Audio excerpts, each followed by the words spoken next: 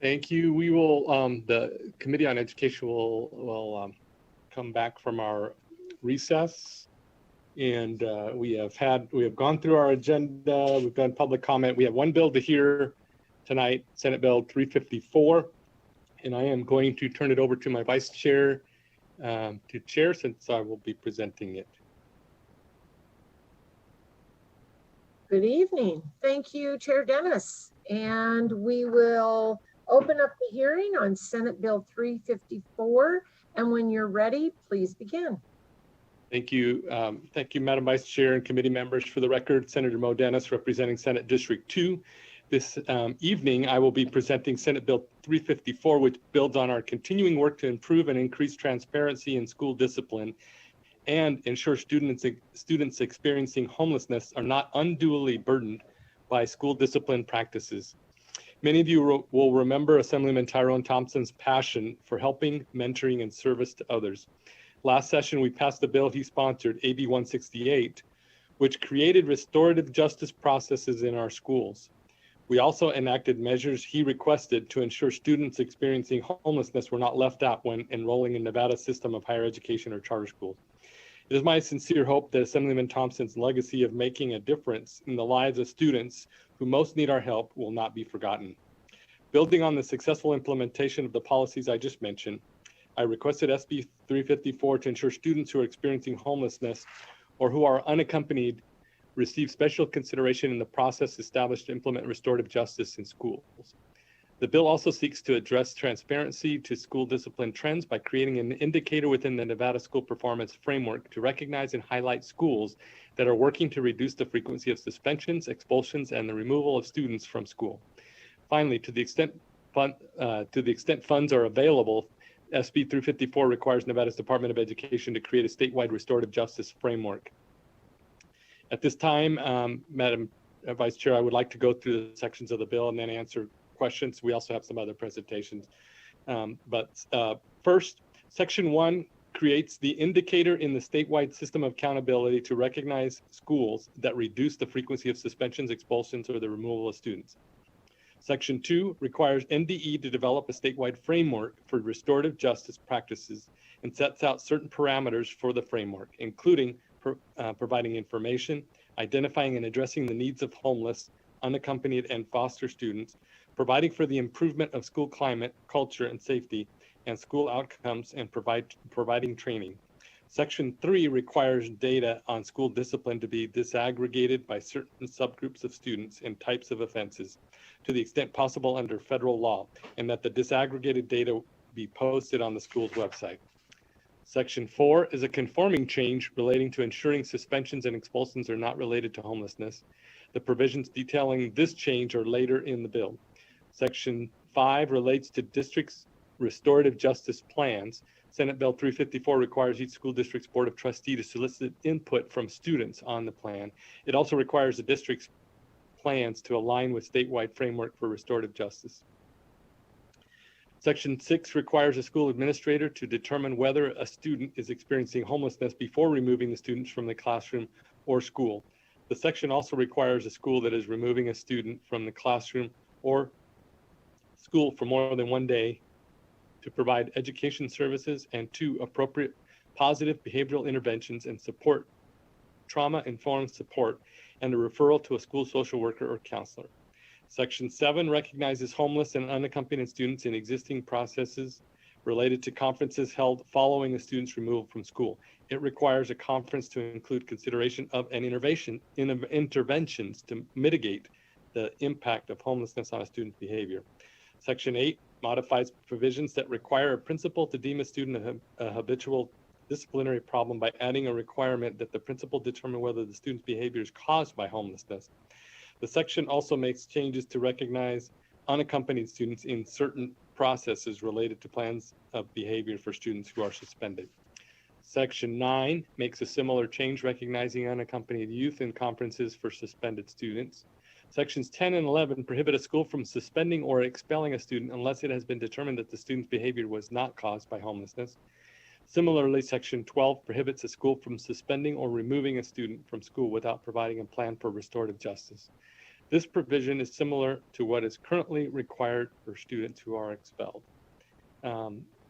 While on the fiscal impact, those have not been submitted yet, but we suspect that they will. And at the moment, I don't have any proposed amendments, although I know that we have folks that have been working with different groups to make some amendments.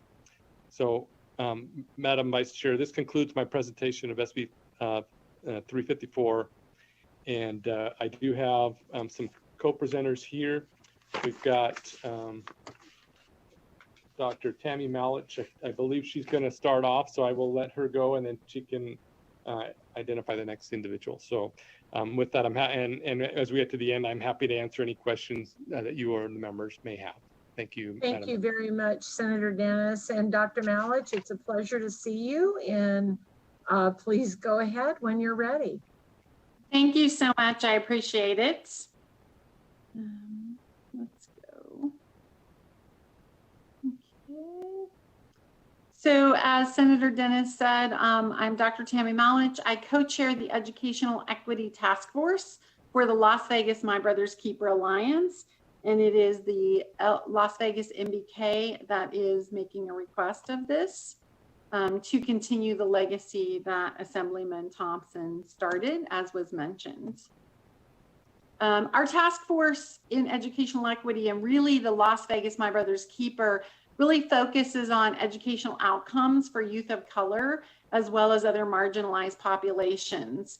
We look at policies and impacts that are disproportionate to those populations, and our goal is to support evidence-based recommendations to increase opportunities for youth to succeed, and to support alignment of unique or innovative programs to promote access to education, grade level academic performance, and high school graduation, because we know that that is good for all students in the state of Nevada.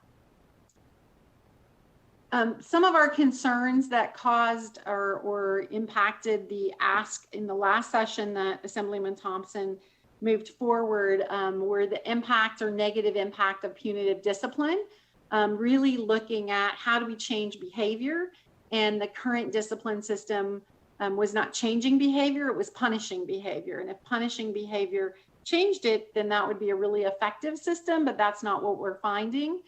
We also know that punitive discipline associates with negative student outcomes, lower academic performance, higher dropout rates, decreased academic engagement, and as you might not imagine, repeated suspension and expulsion. Although I'm sure all of you with children know that just because we punish behavior doesn't mean we quit getting that behavior. With that, also in 2013, the American Academy of Pediatrics issued a policy statement looking at and declaring that inappropriate forms of discipline in all except most extreme and dangerous circumstances had led to negative impacts. And so it's not just that organization, but multiple others, including the U.S. Department of Education's Health and Human Services, the National Education Association, and the National Association of Education of Young Children, all have publicly recognized the ineffectiveness of suspension and expulsion and the resulting harm. Also, punitive discipline creates significant civil rights implications, and we know that not just here in Nevada, but internationally, we see that students of color are disproportionately subjected to punitive discipline, especially Black and Native American students. The benefits of restorative practices, which is what we are encouraging, not only do they enhance a sense of belonging for all students, both those directly involved as well as those indirectly involved. Restorative practices also increase confidence, and they help students reach mutual understanding and develop creative solutions. The practice really builds the confidence and helps teach students how to handle conflict constructively, mitigate effects of unwanted behavior, and how to negotiate restitution for harm. These practices, when implemented in a school environment, promote self-regulation, teach social skills, develop work and career-ready attitudes, and certainly our future workforce, we are all interested in ensuring that they are the most well-equipped, minimizes disruption, distraction, and friction and bullying, improves relationships between and among students, but not only between and among students, but between students and staff, teachers, administrators, holds wrongdoers more accountable for the effects of their actions actually than punishment, and helps youth succeed according to standard measures, including but not limited to test scores.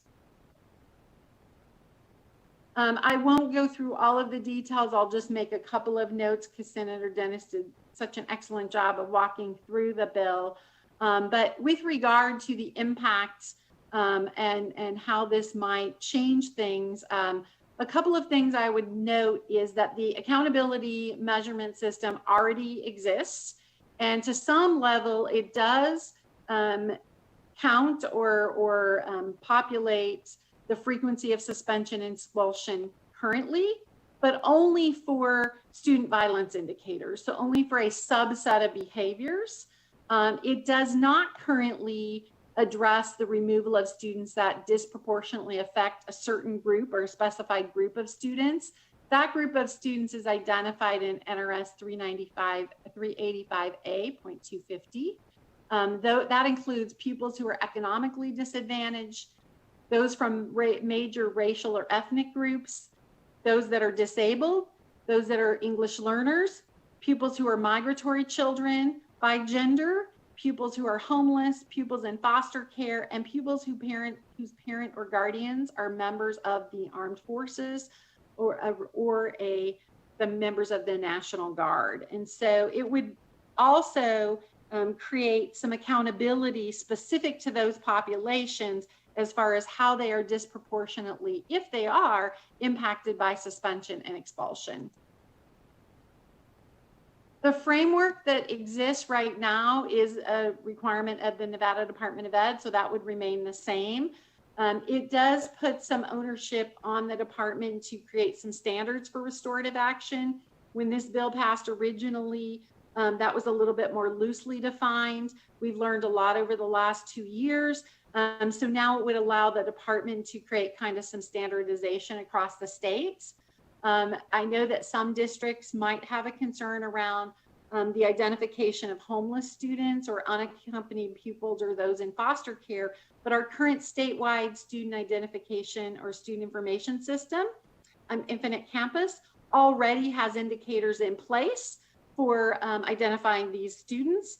And it is already a requirement that every school have a homeless advocate and have an office that addresses the needs of homeless students. So this wouldn't necessarily be an additional requirement. That identification already occurs. It would require some sensitivity around students that are identified as such. The increase or the impact on school climate, it really leverages a lot of the things that we currently have in the state, but in a more systemic and complementary way, including a multi-tiered systems of supports, early warning indicator systems, positive behavioral interventions and supports, school social workers or other mental health professionals, and curriculum on social emotional learning, and finally, trauma-informed practices. So again, those are statewide initiatives that exist in some form or fashion. So it really allows that to be more seamless and complementary. FERPA already allows for the data to be posted on the internet, and it is done in a more aggregated format, but only for the violence indicators. So this would allow it to be done by school. And again, this is not a FERPA violation because this is data that is already reported at the state level just for a smaller subgroup of infractions.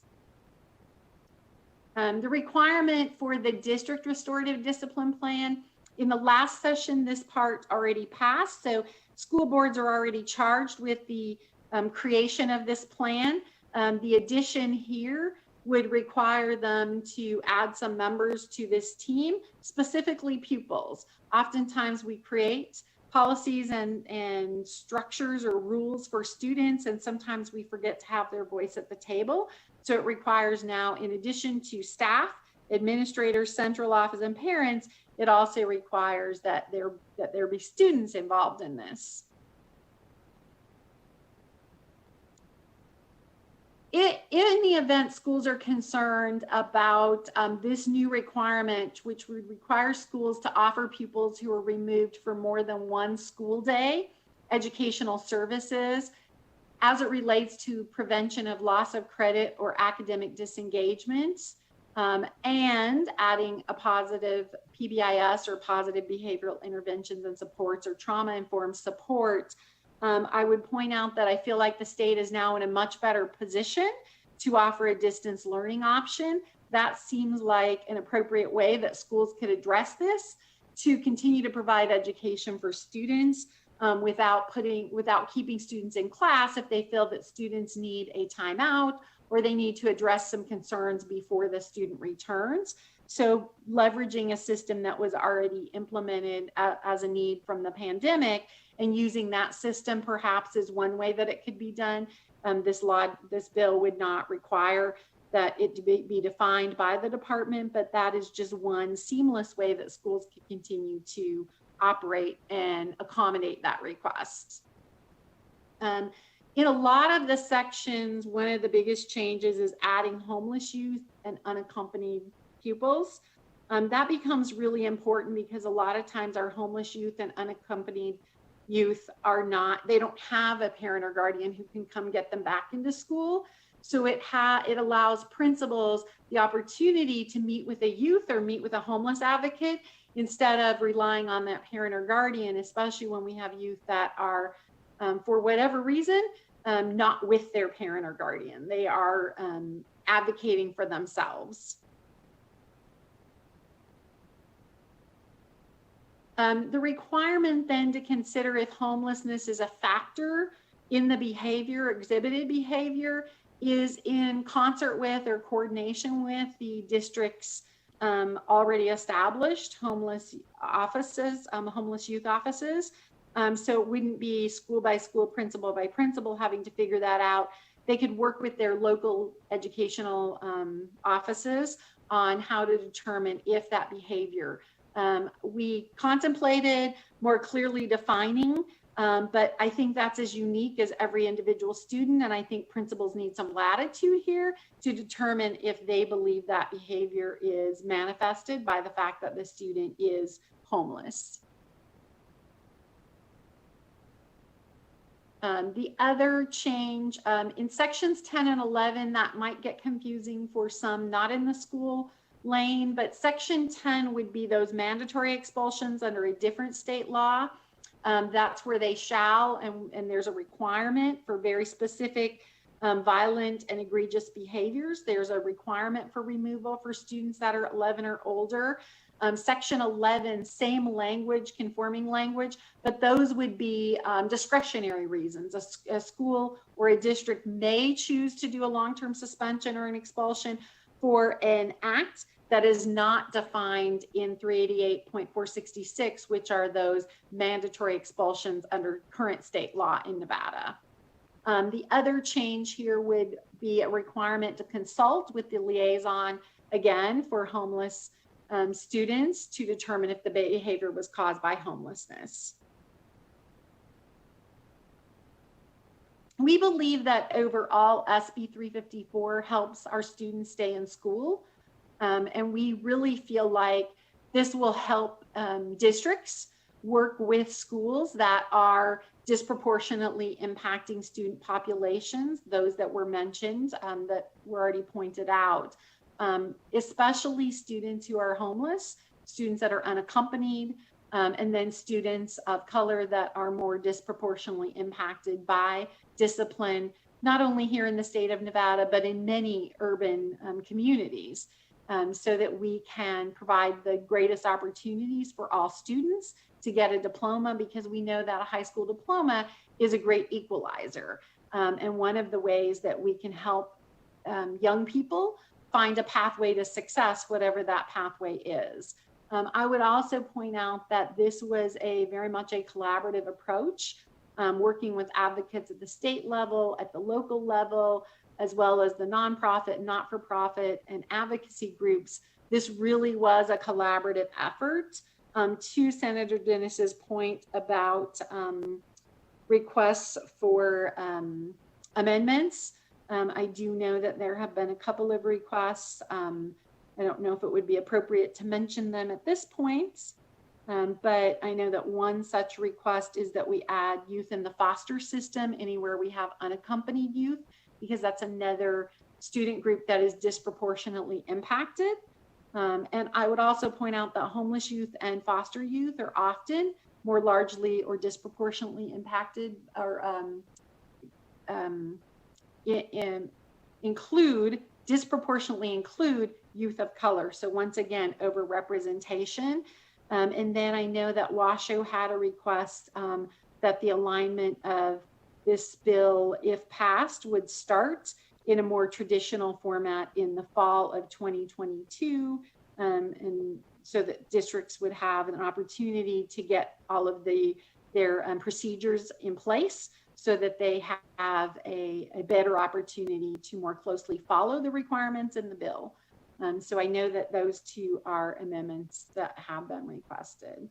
Just references to some of the points. And that is all that I have. Any questions?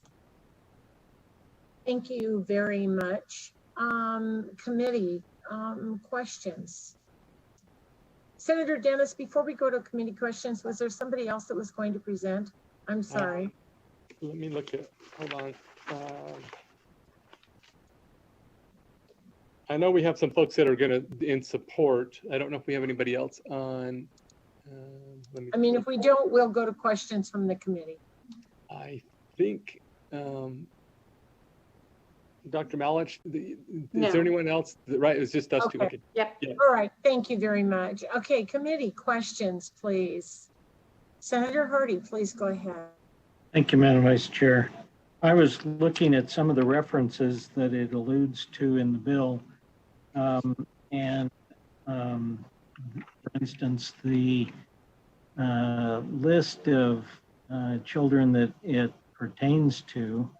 And one of the things that I noted was that in the other subsection, not subsection 2, where it talks about the list of who it pertains to, was those who have been bullied or bullying, subject to the bullying or the cyberbullying. And it made me think of, we're interested in helping the people who have perpetrated with restorative justice, but sometimes justice has two sides. So how do we protect the person who's been bullied? Can we give them an opportunity to be out of the clutches or out of the reach of those who are the bullying people? And then I also read in the Attorney General's opinion in 392.472, just above that, where it alludes to they could do homeschool or private school. And I appreciated what Dr. Malich said, was we are now prepared to teach at home better than we have ever been.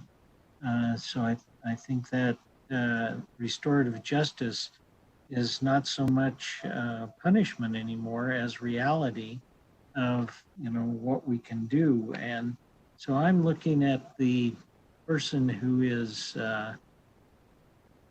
acting out right now, beating somebody up or whatever.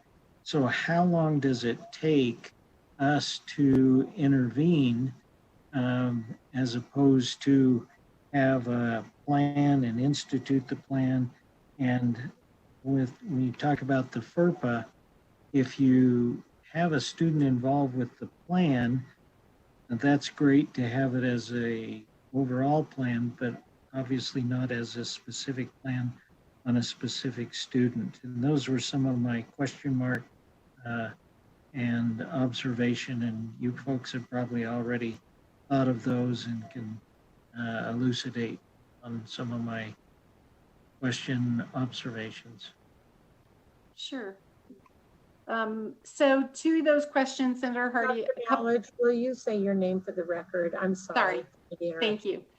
Dr. Tammy Malich, co-chair Las Vegas My Brother's Keeper Alliance. Great questions. Thank you for that.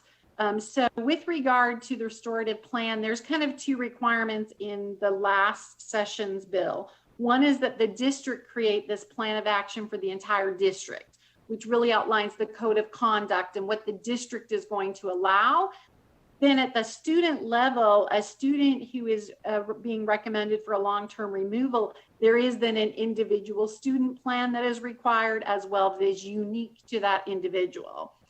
So that already exists as well. Schools got very good at that over the last 2 years, I feel. And I know that there's a template that the state provided, but districts could use their own form as well. To the point of restorative justice and victims or bullies. So under the bullying law, there is currently a couple of different options. One is if the parent or guardian or victim feels that the school, despite all of the mitigating situations or circumstances they put in place, if they still feel their student is afraid or unsafe, they can request a change in placement and districts must comply. That exists currently. In most cases with restorative justice, it would be rare that you would bring the victim and the perpetrator together. There are rare cases where that is a successful move, but generally we don't do that to young people. But it does require generally your perpetrator to do a restorative action that is aligned to their misconduct. So maybe we don't bring them back with the bully, but we put them in a community service situation within the school setting. Again, schools got very good at coming up with related consequences, but bullies do have protection. And as far as the timeline, virtually schools can remove a child immediately. If they're going to be removed for more than a day, then of course some rules would come into place, but that rule would be that they continue an educational program for that student. That could be take-home packets, that could be a distance learning model. So you're still removing the perpetrator while you're coming up with a solution, but the request in the bill would be to continue to require education. What we don't want kids to think is, I can punch someone, get in trouble, and then I get a free pass from school, I get to go home. Maybe I'm unattended at home because my parents have to work. We want the education to continue during that time. And as mentioned, I think our state, larger districts and small, are in a much better place to make that happen than we were a year ago.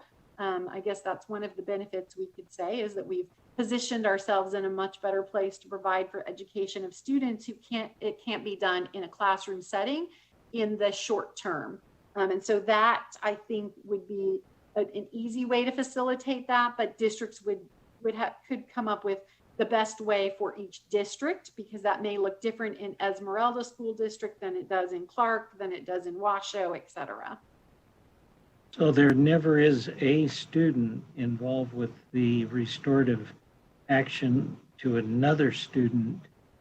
According to FERPA, we don't do that except on a gross scale of the plan. Is that correct? Correct. Because of FERPA, because of protecting victims as well, we don't bring, I'm sorry, Dr. Tammy Malich for the record, we don't bring victims in front of perpetrators in the K-12. It's done more at the collegiate level more commonly. It's very risky to do that though. Right, thank you. Thank you so much. Additional questions from the committee? Senator Lang, please. Hi, thank you. I wanted to talk about homeless youth for a minute. So if a homeless youth, they're going to have an advocate and they'll maybe get a suspension from school, they have nowhere to go, they don't have any food, and so it's really a bad situation. But coupled with that, in this session, we've had lots of bills about mental health. And I really would love to see this coupled with mental health. that those kinds of services, not only for homeless kids, but foster kids experience the same kinds of trauma. And I'm just wondering if you gave any thought to that, or I'd be happy to have some input from you on that. Thank you, Senator Lang. Dr. Tammy Malich. Dr. Malich, you appear to be on mute. Sorry. That's okay. Thank you, Senator Lang. Dr. Tammy Malich for the record. So we did think about that in section 7. If the student is homeless, that conference is required to include consideration of and interventions to mitigate the impact of homelessness on the behavior. And some of the things outlined would be a social work referral, a school counselor referral, access to services. So that is included and agreed 100%. Just getting the kiddo back in school without addressing the mitigating circumstance is not going to change things. And that was one of the reasons that DFS asked that foster youth be spelled out everywhere we have homeless youth. Thank you so much. Additional questions from the committee?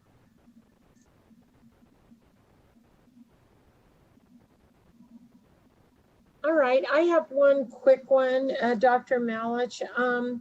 When they, I know you have an organization that deals with this, but can you kind of give us a little bit of an overview about how you see this working within the school district or charter schools? Yes, ma'am. Dr. Malich for the record.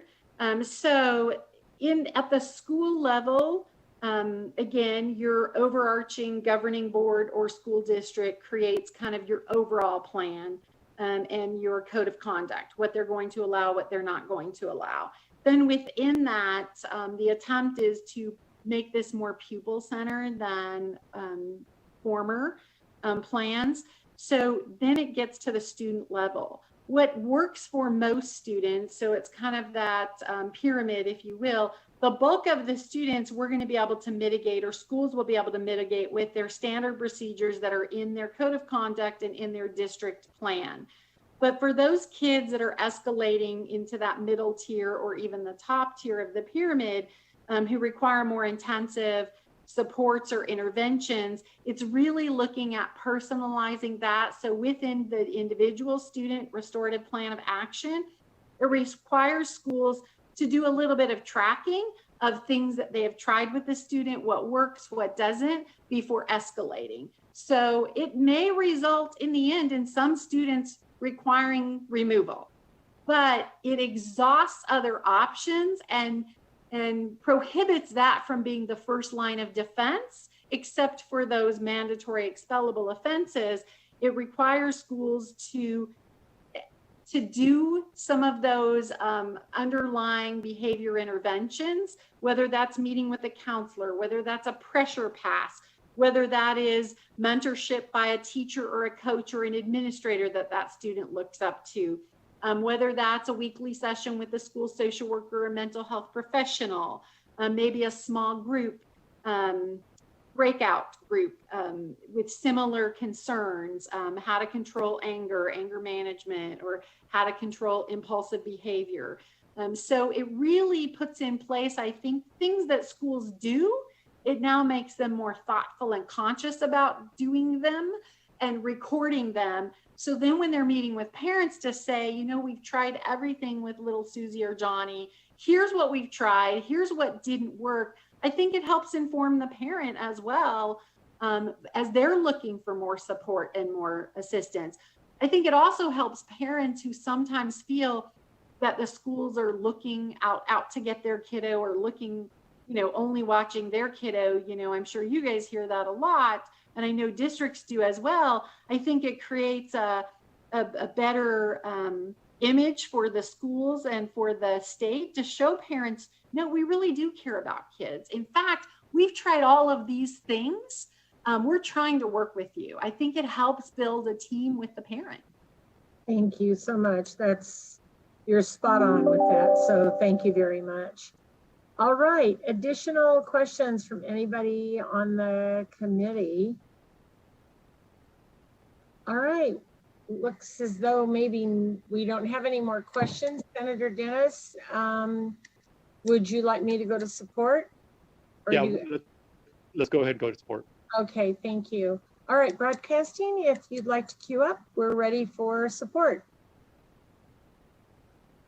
Thank you, Vice Chair. If you would like to testify in support on SB 354, please press *9 now to take your place in the queue.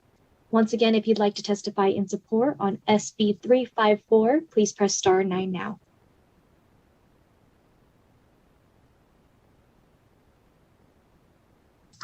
Caller with the last 3 digits, 486, please slowly state and spell your name for the record. You have 2 minutes and you may begin. Hi, good evening. Alexander Marks with the Nevada State Education Association, MARKS. The Nevada State Education Association has been the voice of Nevada educators for over 120 years. We stand in support of SB 354 to make important updates to Nevada's system of restorative justice, including requiring the Department of Education to develop a statewide framework of restorative justice. NSEA believes the principles of restorative justice, which proactively build healthy relationships and a sense of community to prevent and address conflict and wrongdoing. We always take a strong stance for the safety of our educators. The issue of student discipline continues to be one of the more vexing ones for educators. During the 2017 session, NSEA worked to improve Nevada's system of progressive student discipline. Last session, this was replaced with a restorative justice model. Unfortunately, school districts were not provided with the guidance and resources necessary to sufficiently implement, and student and educator safety has been compromised. SB 354 provides this important missing piece. Every day, educators make students feel welcome in the classroom and at school sites. Many utilize learning circles, conflict resolution, and mediation to deal with the challenges and resolve conflict. However, this work is often independent of a broader school culture. It's necessary for there to be proactive district and school-wide plans to implement restorative justice practices that is seamlessly integrated into the classroom, curriculum, and culture of the school. This also means providing needed trainings to foster an environment where restorative justice discipline systems can be successful. Restorative practices should extend throughout the school site and should engage all staff to create and maintain a safe physical space, a supportive school climate, and an engaging academic environment, as well as healthy relationships between students, peers, and staff. Thank you. Thank you very much. Next caller, please. Caller with the last 3 digits, 120, please slowly state and spell your name for the record. You have 2 minutes and you may begin.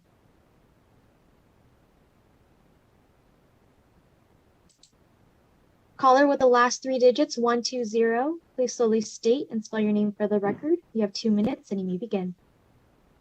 Good evening, Madam Vice Chair, members of the committee. Stephen Cohen for the record, Stephen with a V. I'll keep it nice and short and sweet because we're running late. Ditto. With that, Madam Vice Chair, thank you, and I yield. Thank you very much. Next caller, please.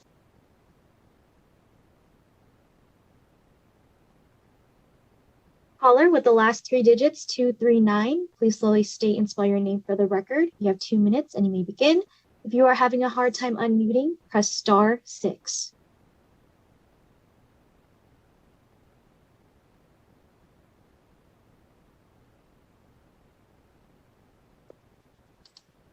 Once again, caller with the last 3 digits. Yes, we can. Go ahead and proceed. Thank you. Thank you, Vice Chair and members of the committee. My name is Arash Ghafouri, and I'm the Executive Director of Nevada Partnership for Homeless Youth, one of Nevada's most comprehensive service providers for youth experiencing homelessness. I'm here tonight to express our full support for SB 354.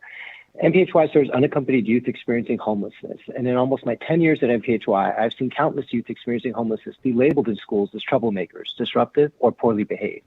Further, I've seen the same youth be dismissed and labeled as not wanting to be successful in school, and this is simply just not the case.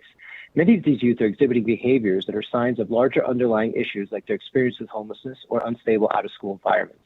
They're signaling to adults through their behaviors that there's something more serious going on, yet we are failing to see or investigate it, and as a result, they're often labeled as troubled youth.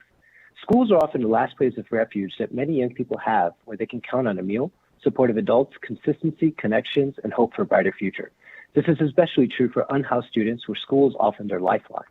Unhoused students may be facing more hardships and difficulties in their out-of-school environments. Unhoused students already struggle to succeed academically given their disadvantages they're experiencing, like being abused or neglected, hungry, not having shelter, or a place to shower or study. These stressors can cause youth to be distracted in the classroom, wary of their peers who are bullying them, and cause mental health challenges that can manifest in certain behaviors. You already heard the stats of how punitive discipline actions are disproportionately applied to students experiencing homelessness and students of color. Let's think about this for a second. Nevada is experiencing one of the worst incidences of youth homelessness in the country. On any given year, we have tens of thousands of homeless youth enrolled in schools. In 1819, we had 18,000 students enrolled homeless in the K through 12 system. What happens when you give an out-of-school suspension to a homeless student? Homeless students have no homes. Their environment could be a shelter, an unstable weekly, a car, or the streets. It is cruel to suspend and remove a student that has nowhere to go, especially when school represents their only consistent meal of the day, opportunities for connection and resources, or time around positive adults. But that is not the cruelest part. Service providers like NPHY fight all day long to connect youth to services immediately when they experience homelessness. This is because the cruelest part is that youth are all too aware that bad things can quickly happen on the streets. And now, as a result of their removal, they may have nowhere to go to feel safe. They may have to wander the streets, which are unsafe, especially when a young person is supposed to be in school. On the streets, they can be lured into labor or sex trafficking within 48 hours, introduced to drugs, or stop going to school permanently as they think they're being punished, or it is unsafe, or the school doesn't care about their underlying issues. And even worse, they can face serious mental health issues that can arise as a result of being disconnected from schools. Thank you. Next caller, please.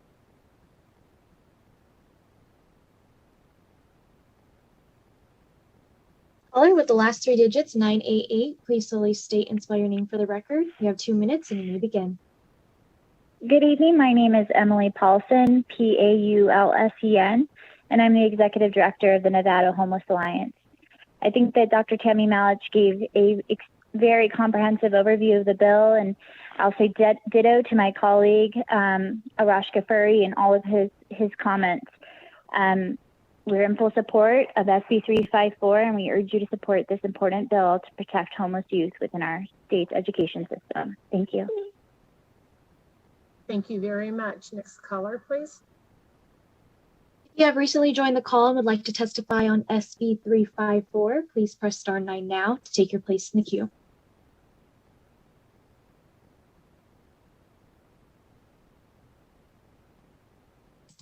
Vice Chair, there are no more callers in support at this time. Thank you very much. We'll go to opposition. To testify in opposition on SB 354, please press *9 now to take your place in the queue.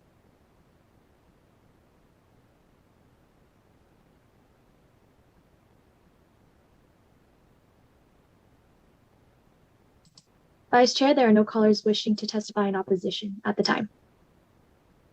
Thank you very much. We'll go to neutral.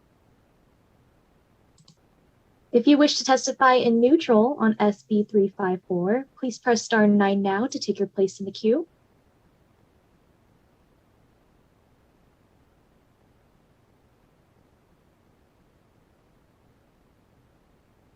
Caller with the last three digits, 411, please slowly state and spell your name for the record. You have 2 minutes and you may begin. Thank you, Madam Vice Chair and Committee. This is Lindsay Anderson, LINDSAYANDERSON, on behalf of the Washoe County School District.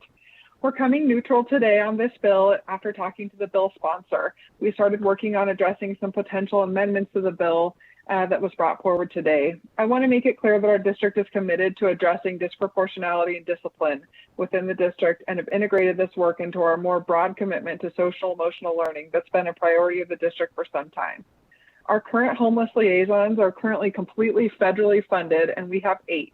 This requires that these advocates cover an average of 15 schools per liaison, which is a tremendous caseload.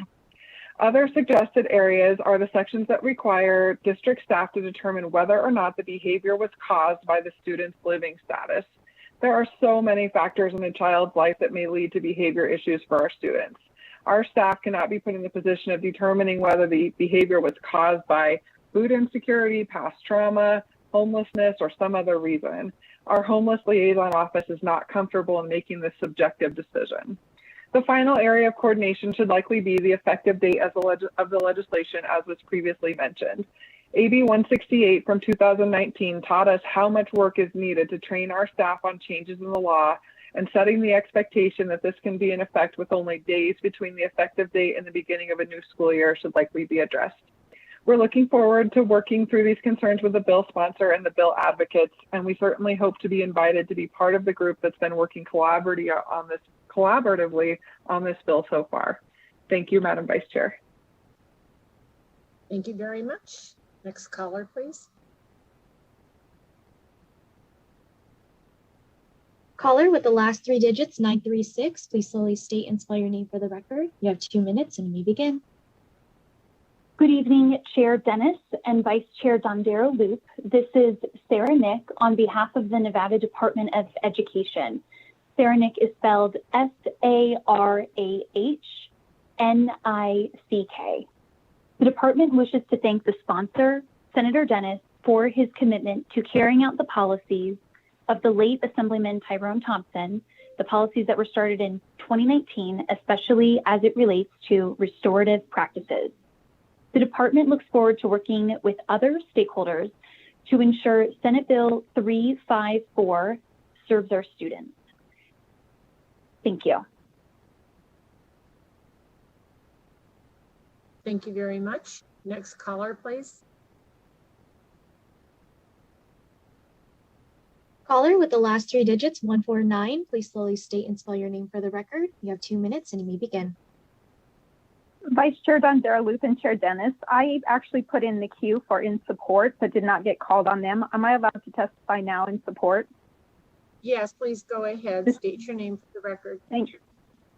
Thank you so much. My name is Annette Dawson-Owens, and I serve as the School Readiness Policy Director for the Children's Advocacy Alliance. We support SB 354 and agree with what Dr. Malich and what has been testified to here. We also advocate for the implementation of a statewide restorative justice framework for disaggregated data by subgroups that is transparent and easily accessible to the public, for increasing accountability and solutions regarding suspensions, expulsions, and removals that lead to better outcomes for all students involved, as well as the continuous education for all our students. We thank this committee for your diligence in continuing to advance these equitable efforts and for understanding the urgency as well as the power of education as a great equalizer for all of our students. Thank you. Thank you very much. Next caller, please.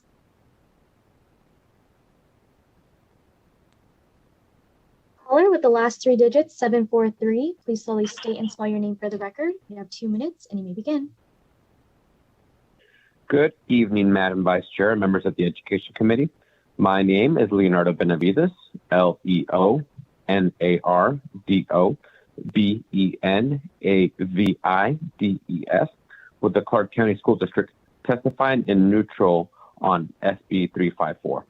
We support many components of this bill in regards to a statewide framework for restorative justice and protections for homeless youth. However, there are some logistical questions that still remain. We will continue working with this bill sponsor and all stakeholders in the coming days to make sure this bill is ready to be a work session before the end of the week. Thank you.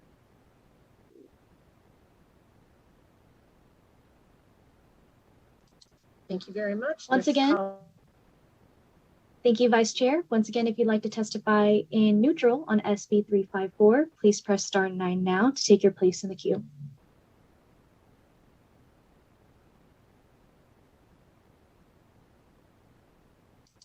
Vice Chair, there are no more callers in neutral at this time. Thank you very much. Then we will go back to Senator Dennis. Do you have any closing remarks, sir? Thank you, Madam Vice Chair. As you could tell, I mean, we are trying to help kids that need to be helped, and this is a continuation of a great work that was started last session and that has been going on for the last few years. And hopefully we answered all of your questions, and I know we're still working with some individuals, some of the folks to work on a few of the issues. But thank you for the opportunity to share this with you this evening, and hope that you will support. Thank you. Thank you very much, Senator Dennis. And with that, I will close the hearing on Senate Bill 354. And Senator Dennis, are you going to close out the meeting? I believe you had public comment earlier today. Am I correct?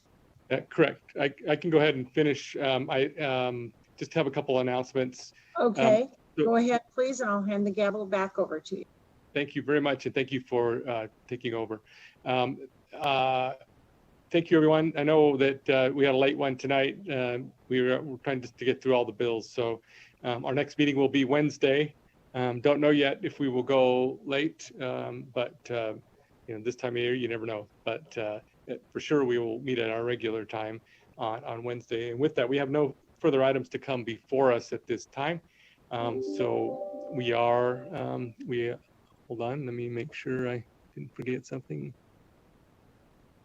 Okay, great. With that, we have no other items coming for us, so we are adjourned. Thank you. And thank you to staff.